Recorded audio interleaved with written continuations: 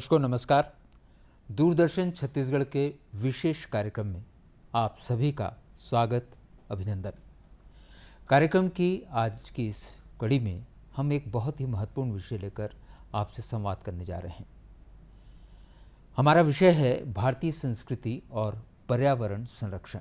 एक ऐसा विषय जो बहुत ही सामयिक है और जो चिंता और चिंतन दोनों का विषय है, और ये हमारे लिए बेहद सौभाग्य की बात है कि इस विषय पर चर्चा के लिए आज हमारे साथ स्टूडियो में हैं श्री प्रमोद जी झा।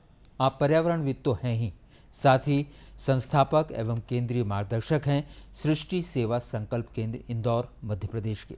दर्शकों, हम आपको ये भी बता दें, ये सृष्टि सेवा संकल्प केंद्र इंदौर राष्ट्रीय स्वयंसेवी संगठन है। तो ये हमारे लिए सौभाग्य की बात है कि प्रमोद जी आज हमारे साथ में हैं। आपका स्वागत, अभिनंदन, और साथ ही आपका हम आभार मानते हैं कि इस कार्यक्रम के लिए आपने समय निकाला है। समय की उपयोगिता को देखते हुए और आपकी उपस्थिति का लाभ लेते हुए मैं सीधे विषय पर आता हूँ। अगर हम भारतीय संस्कृति की बात करें तो हमारी संस्कृति में हमारे मनीषियों ने, हमारे बुद्धिजीवियों ने बहुत पहले ही वृक्षों की पूजा के महत्व को बताया था। चाहे हम आंवला की बात करें, पीपल की बात करें, बड़ की बात करें, तो उन्होंने ये कहा कि ये ऐसे वृक्ष हैं जिनकी पूजा की जाए, देवतुल्य माने गए। आम की बात करें तो बहुत सारे वृक्षों के उस महत्व को देखते हुए, उस समय इतनी ज़्यादा साइंस और टेक्नोलॉजी की बातें नहीं होती थी, लेकिन उन्होंने ये संदेश जरूर दिया था कि इन वृक्षों की पूजा करो, वृक्ष हैं तो हमारा जीवन है। तो आप क्या समझते हैं, आज क्यों इस विषय पर इस गहन चिंतन की ज़रूरत पड़ रही है कि पर्यावरण बचाने का संकल्प लिया जाए? किसी भी विषय का जब चिंतन करते हैं तो उसके इतिहास में जानना पड़ता है। जी। आखिर ये आवश्यकता जो आपने पूछा, ये महसूस क्यों हो रही है, द्वितीय विश्व युद्ध के बाद जी डीडीटी का बहुत प्रयोग हुआ। विमानों से, हवाई जहाज से भी डीडीटी, जहाँ युद्ध का क्षेत्र था वहाँ बहुत मात्रा में उसको जी डाला गया। और उसके प्रयोग से ये हुआ कि कई प्रकार के जीव जंतु समाप्त हो गए। कई प्रकार के पक्षी। तो रेचल कार्सन करके एक अमेरिका की वैज्ञानिक, जी, पर्यावरण शास्त्री, उन्होंने इसका अध्ययन किया और 1962 में एक पुस्तक के रूप में वो प्रकाशित हुआ, साइलेंट स्प्रिंग जैसी पुस्तक उनकी। जी। और उन्होंने पूरा इस द्वितीय विश्व युद्ध के बाद डीडीटी के प्रयोग से कैसा कैसा जीव जंतुओं को हानि हुई, इसका उन्होंने पूरा उल्लेख किया, और वो उस किताब ने पूरी दुनिया में धूम मचाई। जी। और उस पुस्तक को लेकर अमेरिका में चिंतन शुरू हुआ। क्लब ऑफ रोम ने इसके लिए 2-4 वैज्ञानिक बिठालकर इस किताब को लेकर रिसर्च शुरू की, और उसके आधार पर अमेरिका ने डीडीटी पर पूर्ण प्रतिबंध लगाया। और 1962 से लेकर 1972 तक जी इस पुस्तक को लेकर चिंतन चलता रहा, और निष्कर्ष में जो निकला वो निकला लिमिट टू ग्रोथ। राइट। विकास का सीमा क्या होगी, जी, लिमिट क्या होगी। हम विकास के कारण से इतना विनाश कर रहे हैं, और इस पुस्तक के आ जाने के कारण से पूरे संसार में सोचने का दिशा में पर्यावरण प्रवेश किया। जी, और इसलिए पूरी दुनिया ने पृथ्वी सम्मेलन तब से प्रारंभ हुए जी, पर्यावरण को लेकर, और ये शब्द प्रचलन में आया। कई प्रकार की जिनेवा से लेकर विभिन्न देशों में इस पर्यावरण के संरक्षण को लेकर, विश्व शांति को लेकर, बढ़ते हुए तापमान को लेकर, ये सब प्रकार का चिंतन प्रारंभ हुआ, और पर्यावरण को लेकर अभी तक वो जारी है। जी, जी, समस्या कि जितना चिंतन करते हैं उसका परिणाम जब देखते हैं तो 2 कदम पीछे ही पाते हैं। जी, जी, तो उस इतिहास को ध्यान में रखते हैं जब,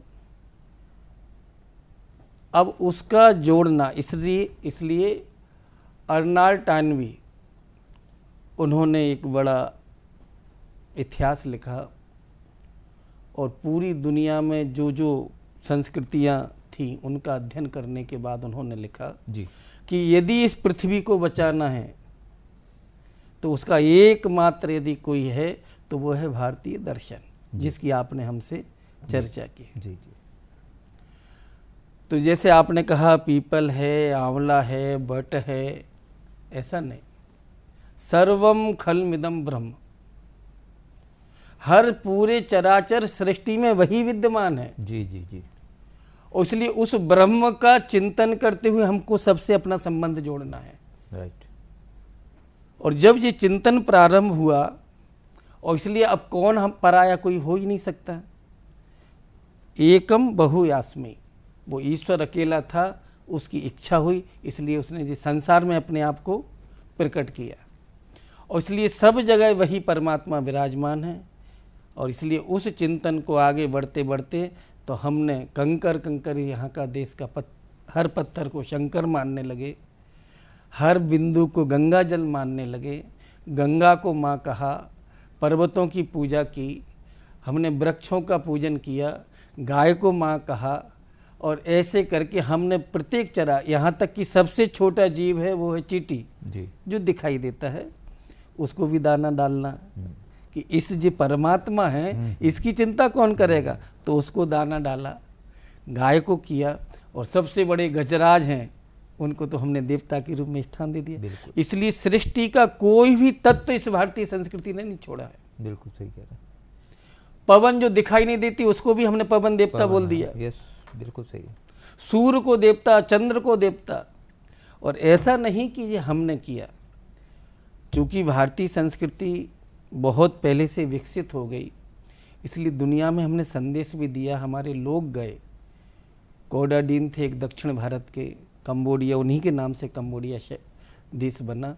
तो कभी हम ज्ञान लेकर, विज्ञान लेकर, मसाले लेकर, कपड़े लेकर पूरी दुनिया में हमने प्रवास किया हमारे पूर्वजों ने, और पूरी दुनिया को इस संस्कृति से परिचित कराया। उसका नाम तुमको जो रखना रख ली है, लेकिन प्रकृति के संरक्षण के लिए जरूरी है हमारे आगे आने वाले समाज के लिए। और इसलिए एक चतुष्क भारत ने बनाया था, वो था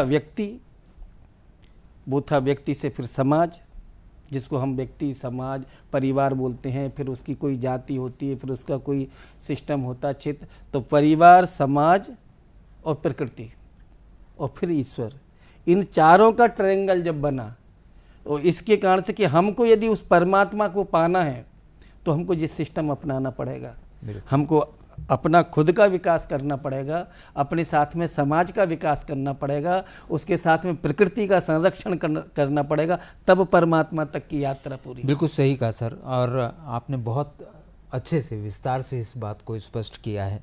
अब मैं आपसे ये जानना चाहूँगा, जब हम भारतीय दर्शन की बात कर रहे हैं, भारतीय संस्कृति की बात कर रहे हैं, जिसने सारे विश्व को ये संदेश दिया कि हर चराचर में जो है उसका अस्तित्व है और उसको संभालना हमारी जिम्मेवारी है, उसके बावजूद जब आज आपने विकास और विनाश की भी बात की, आज जब हम विकास की बात करते हैं तो वृक्षों की कटाई हो रही है, और पर्यावरण संरक्षण की बात करते हैं तो पौधों का रोपण किया जा रहा है।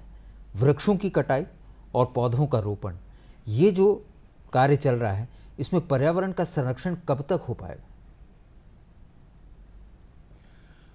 मनुष्य किसी भी मानव समाज के इतिहास में विकास ये अनिवार्य है, और विकास वो किसी भी सीमा तक जाकर करने के लिए तैयार है जी। लेकिन करते करते आज ऐसा कि उसके विनाश का कारण बन गया।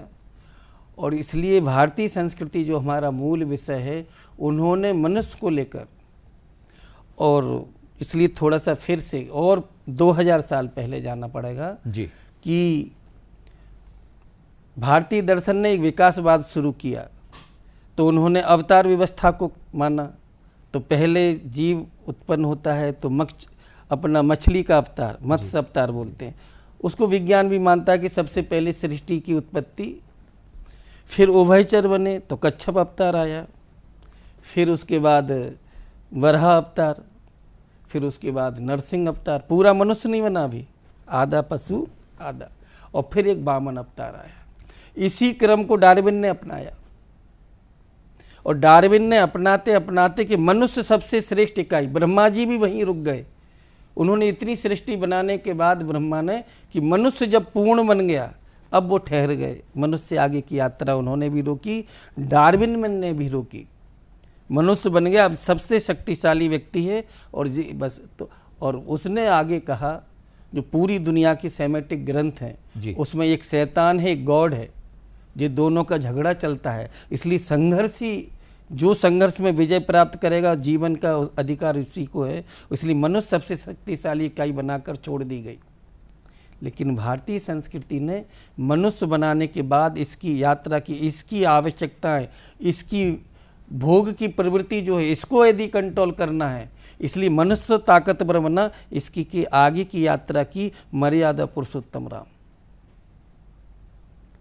यदि इसकी बुद्धि को कंट्रोल नहीं किया, इसके नियम को हमने, इसको शीलता में यदि इसकी ताकत को नहीं बांधा, तो इसलिए हमने मॉरल, हम मूल्यों की तरफ हमने यात्रा की। डार्विन वहां रुक गया, अधिकार हो गया मनुष्य को कि जो संघर्ष में विजय प्राप्त करेगा उसको अधिकार है, तो मनुष्य ने विजय प्राप्त करना शुरू कर दी। हमने उस पर कंट्रोल किया जी। और जब पूछा, लंका विजय प्राप्त की राम ने, तो विभीषण ने कहा कि प्रभु 14 वर्ष के वनवास में आपने जंगल में रहे, घास पर सोए, लंका आपने विजय प्राप्त की है, हमको दे दी, इसलिए जिस उस समय धरती का सबसे सुंदर शहर है वो, आप यहाँ रहिए। और स्वर्ग में जो देवता थे वो सब यहाँ नौकर थे जी, और इसलिए इससे अच्छा कहीं सुख आपको मिलेगा नहीं, आप यहाँ विराजमान रहे। लक्ष्मण ने भी हाँ किया, लेकिन जो राम ने उत्तर दिया, यही प्रकृति के कंट्रोल करने का, इसके अलावा। और डार्विन मनुष्य तक रुका, ब्रह्मा भी रुके, लेकिन भारतीय संस्कृति ने उससे जाकर आगे राम की यात्रा की कि मनुष्य है तो कैसा होना चाहिए। तो राम ने उत्तर दिया, अपि स्वर्णमयी लंका नामे रोचते लक्ष्मण, जननी जन्म भूमि स्वर्गादपि गरीयसी। लक्ष्मण, लंका सोने की है, सर्वश्रेष्ठ विकास है उस समय का, जिसके लिए हम लालायत हैं कि हमारा घर भी सोने का हो। जी जी। लेकिन राम कहते कि हमको अच्छी नहीं लगती माँ और अपनी जन्मभूमि, छत्तीसगढ़ के लिए जन्मभूमि, छत्तीसगढ़ क्षेत्र, हमें बुंदेलखंड का, हमारी जन्मभूमि बुंदेलखंड, और इसलिए अपनी माँ के पास और अपनी जन्मभूमि के पास यही स्वर्ग से महान है। जी जी। और इसलिए माँ के पास और जन्मभूमि के पास रहना ये स्वर्ग से भी श्रेष्ठ है। हमने विकास को महत्व नहीं दिया, माँ के पास रहने को महत्व दिया। सर, मैं आपसे इस विषय पर आगे भी आपके विचार जानता रहूँगा, चर्चा करेंगे। दर्शकों, बहुत महत्वपूर्ण विषय पर चर्चा चल रही है, भारतीय संस्कृति और पर्यावरण संरक्षण। यहाँ एक छोटा सा हम विराम ले रहे हैं, विराम के बाद तुरंत हाजिर होते हैं।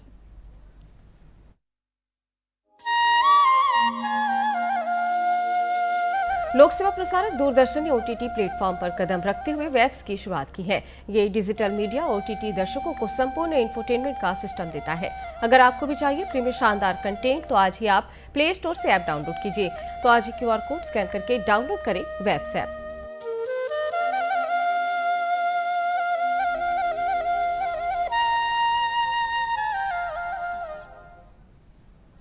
विराम के बाद एक बार फिर हम हाजिर हैं दर्शकों। भारतीय संस्कृति और पर्यावरण संरक्षण इस महत्वपूर्ण विषय पर चर्चा कर रहे हैं। हमारे साथ हैं प्रमोद जी झा, आप पर्यावरणविद हैं। विराम पर जाने से पहले आपने बहुत विस्तार से और अनादिकाल से कहना चाहिए उन सारी चीज़ों को लेकर के, और आपने हमारे दर्शकों को इसके बारे में जानकारी दी। मैं सर एक बार फिर वर्तमान परिप्रेक्ष्य में आपसे बात करता हूँ। हम धरती को माँ बोल रहे हैं, नदियों को हम पूज रहे हैं, अपनी माता की तरह उनको माना है, पर्वतीय जो श्रृंखलाएँ हैं उनको हमने देवतुल्य माना है। उसी देश में, हमारे भारत देश में इस साल अगर हम देखते हैं तो जितनी ज़्यादा भूस्खलन की घटनाएं हुई हैं, लैंडस्लाइड हुआ है, नदियों का जो रौद्र रूप देखने को मिला है, इसकी वजह पर्यावरणविद होने के नाते आप क्या सिर्फ पर्यावरण असंतुलन को मानते हैं या और कुछ? इसके पीछे जो मुख्य कारण है वो है भोगवादी प्रवृत्ति। जी। बाइबल का ओल्ड टेस्टामेंट जो है उसमें एक कहानी है। परमात्मा ने 6 दिन में पृथ्वी, पर्वत, जंगल, पशु, पक्षी और 6वें दिन उन्होंने मनुष्य का निर्माण किया और 7वें दिन उन्होंने विश्राम किया। जी। मनुष्य को बनाने के बाद उन्होंने कहा कि ये धरती तुम्हारे भोग के लिए है, तुम यहाँ उस विचार को लेकर कि ये धरती भोग के लिए है और मनुष्य सबसे शक्तिशाली है, इस विचार को लेकर डार्विन ने जीव शास्त्र में प्रवेश किया, एडम स्मिथ ने अर्थशास्त्र में प्रवेश किया, मार्क्स ने समाजवाद में प्रवेश किया, इसी विचार को कि जो ताकतवर होगा वो राज्य करेगा। और इसलिए रूस की क्रांति लाखों लोगों को, और इसी विचार को लेकर कोलंबस चलता है अमेरिका। जी। वहाँ की मूल संस्कृति जो प्रकृति के पोषक हैं, आज भी वहाँ यज्ञ की वेदियाँ पाई जाती हैं और वहाँ के जो मूल निवासी है माया संस्कृति के, वो यज्ञ में हुआ करके वो, और पारसी समाज भी अग्नि की पूजा कर, सब प्रकृति पूजक थे। लेकिन कोलंबस जाता है तो सर्वश्रेष्ठ शक्तिशाली को जीने का अधिकार है, इसलिए 10 करोड़ लोगों की हत्याएं करते हैं। जी। अमेरिका में मूल निवासी नहीं बचे, 10-20 लाख की, 10 करोड़ की हत्या करके वहाँ स्थापित होते हैं। इसी विचार को लेकर पूरी दुनिया में साम्राज्यवाद फैला और इसलिए जितना ये भोग की वस्तु है, इसलिए यहाँ तक नहीं, जो आप पेड़ पौधे तो बहुत बात की चीज़ है, मनुष्य में उन्होंने तो मनुष्यों की हत्या करते करते पूरा साम्राज्यवाद स्थापित किया और जो कुछ है वो हमारे भोग के लिए। इसलिए आपने मुगल काल में देखा होगा कितने हरम में कितनी स्त्रियां होती थी। भारत में जो भी राजा जिसकी सुंदर स्त्री है वो हमारे हरम में पहुंचाई जाए और मीना बाजार लगता था। स्त्री तक को भोग के रूप में स्वीकार किया, पेड़ पौधों की तो आप गिनती मत करो। और इसलिए हमारे यहाँ से जितनी मात्रा में हो सकता था कोयला, लकड़ी, सोना, तांबा, ये सब लूट लूट कर ले गए।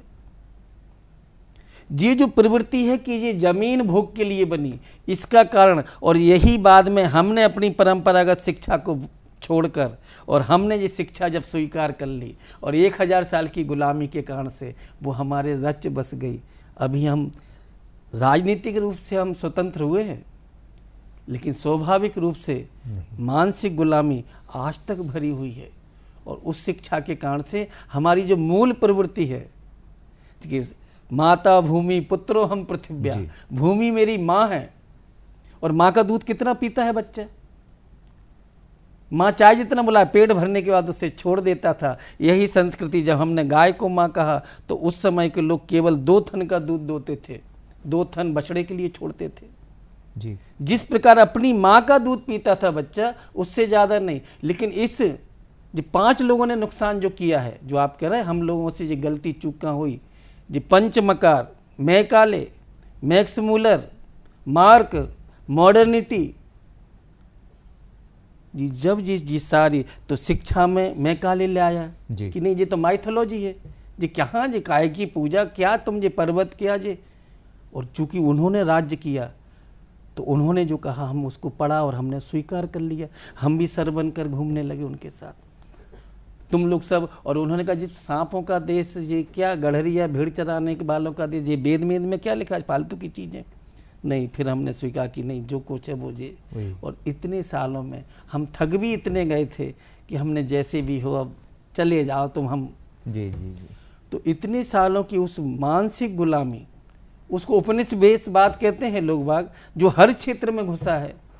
और वो इसमें हमारे अंदर भी इतना घुस गया कि हमने भी इसे माइथोलॉजी, काल्पनिक चीज़ें मानकर गोबर हमें बदबू देने लगा, तुलसी को हम भूल गए। और उसका परिणाम हुआ कि इस मानसिकता के कारण से जो हमारे खुद के लिए थे, जो हम जिसको सब में कि ईश्वर के अंश के रूप में सभी विद्यमान हैं, और इसको इसलिए पेड़ की पूजा, तुलसी की पूजा, गाय की पूजा, पत्थर पर जिस सब हम करते थे, इसको हमने इस शिक्षा के कारण से, इस गुलामी के कारण से हम भूल बैठे हैं। और इसलिए हमको पेड़ कहाँ लगता, फिर जो भी लगा हमने उसे काटना शुरू किया। जी सर, सृष्टि की अगर बात करते हैं, भारतीय संस्कृति की अगर बात करते हैं, तो एक बात मुझे याद आती है कि ये कहा जाता है कि इस सृष्टि की सर्वश्रेष्ठ अगर कोई कृति है तो वो मनुष्य। वही सर्वश्रेष्ठ कृति सृष्टि के विनाश का कारण बन रही है। अब मैं आपसे ये जानना चाहूँगा कि क्या सिर्फ वृक्षारोपण ही पर्यावरण संरक्षण का एक मात्र उपाय है? क्या कुछ करना होगा इस सर्वश्रेष्ठ कृति को पर्यावरण संरक्षण के लिए? हम जब देखेंगे शब्द चूंकि वो चल पड़ा, मतलब अपना विषय मूल हमेशा से देव और दानव रहे हैं जी, और ये संघर्ष हमेशा से चलेगा, चलता रहेगा। और इसलिए जो मनुष्य नाम का सब सर्वशक्तिशाली प्राणी है, इसको मर्यादित करने के लिए सारे हमारे शास्त्रों ने, परंपरा ने, और इसलिए उनको सिखाया है तेन तिक्तेन भुंजिता, त्याग पूर्वक भोग कीजिए और कोई कारण नहीं हो सकता है। आपकी आवश्यकताओं को सीमित कीजिए। इसलिए हमने किनको राजा भी होता था तो उसका मुकुट झुकता था किसके आगे? जो नंग धड़ंग ऋषि बैठा है। जी जी। हमने सोने की लंका में रहने वाले विकास की पूजा नहीं की, हमने दिगंबर उस महावीर की पूजा की। इसलिए सृष्टि के संरक्षण केवल भोगवाद नहीं, उपभोगवाद नहीं, त्यागमय जीवन से होगी। इसलिए यदि हमको लगता है कि पर्यावरण की चुनौती जो कभी कोरोना के रूप में आने लगी, कभी कैंसर, ऐसी बीमारी जिनका कोई इलाज नहीं, यदि इससे आगे आने वाली पीढ़ी को हमको बचाना है तो कुछ ना कुछ तो हमको त्याग करना होगा। सर, क्या किया जाए? मैं अब आपसे ये जानना चाहूँगा कि एक आम आदमी को क्या करना होगा ताकि हम आने वाली पीढ़ी को एक सशक्त पर्यावरण जो है सौंप सके। भय बिन प्रीत ना होए गुसाई। तो एक तो समाज में ऐसे जो अपन चर्चा कर रहे और सेमिनार के माध्यम से, शिक्षा के माध्यम, जो भी इस तरह, दूरदर्शन भी बहुत बड़ा, कि ये भय उसके अंदर कि यदि ऐसा नहीं हुआ तो कल पृथ्वी समाप्त हो जाएगी। कोरोना कैसे आपको मजबूर कर दिया, अमेरिका से अब अपने गांव में लौटने के लिए मजबूर किया उसने। तो कुछ भय और कुछ हमारी पुरानी संस्कृति जो का बेस था कि ये हमारी माइथोलॉजी नहीं। और आज जब विवेकानंद जी ने जो कहा था कि जैसा जैसा विज्ञान बढ़ेगा वैसा हिंदुत्व प्रखर होता जाएगा, भारतीय संस्कृति प्रखर होती जाएगी, क्योंकि विज्ञान सिद्ध करेगा कि ये सत्य थे। और आज विज्ञान ने मान लिया कि दुनिया में सबसे अधिक, विज्ञान कहता है कि 24 घंटे ऑक्सीजन देने वाला, दुनिया के सारे वृक्षों में सबसे अधिक ऑक्सीजन देने वाला पीपल। और हमने उसको वर्षों से, आज भी पीपल काटना पाप है। बिल्कुल सही। और आज हम जानने लगे कि तुलसी ऑक्सीजन देती है। एक परिवार के घर के बीच में यदि एक तुलसी का पौधा लगा है तो पूरे परिवार को उतनी ऑक्सीजन मिल जाती है एक पौधे से। बिल्कुल सही। आज विज्ञान मानने लगा है। गंगा का पानी कभी प्रदूषित होता नहीं है। जी सारी चीजें, नीम 22 घंटे देता है। जी जो हमने बोला था वो आज वैज्ञानिक दृष्टि से वो, तो आज का चूंकि बच्चा पढ़ा लिखा है, विज्ञान को जानता है, कंप्यूटर का युग है, तुरंत दबाएगा तो उसको सामने आ जाता कि हाँ पीपल की पूजा क्यों। इन्होंने भले ही हमको पढ़ाया कि जो माइथोलॉजी है, काल्पनिक है, लेकिन वो आज देख सकता है कि क्यों तुलसी का महत्व है। क्यों आज यदि हमारे घर में जिनकी यहाँ तुलसी थी वो कभी कोरोना में मरे नहीं। स्विमिंग पूल वाले चले गए जल्दी, जिनके यहाँ कैक्टस लगा था, जिनके यहाँ किलोट्रॉन लगा था, जिनके यहाँ मनी प्लांट लगा था, तुलसी वाले कम गए होंगे। तो आज जो आपने कहा, और इसलिए कुछ आगे जो भयावह स्थिति देख चुके हैं उसको देखकर और फिर अपने पुराने भारत साहित्य को, अपनी संस्कृति को, उसको वैज्ञानिक तुलना से वो देख सकता है। इसलिए हम आप जैसे लोग, ऐसे माध्यम, दूरदर्शन जैसे सरकारी तंत्र, जिस जनमानस तक कि यदि नहीं होगा तो ऐसा, तो भय बिन प्रीत ना होए गुसाई। और दूसरा, अपना वैज्ञानिक पक्ष को ध्यान में रखते हुए, हमारी संस्कृति ने इतने लाखों साल तक प्रकृति का संरक्षण किया उस पर, और आज का पढ़ा लिखा वो जल्दी समझ जाएगा, वैज्ञानिक तरीके से भी और भय के रूप में भी। सर, हम कार्यक्रम के अंतिम पड़ाव पर हैं और आपकी उपस्थिति का लाभ लेते हुए मैं चाहूँगा आप हमारे दर्शकों को पर्यावरण संरक्षण के संबंध में क्या एक ऐसा संदेश जिसे वो आत्मसात करें और पर्यावरण संरक्षण के क्षेत्र में कार्य करें।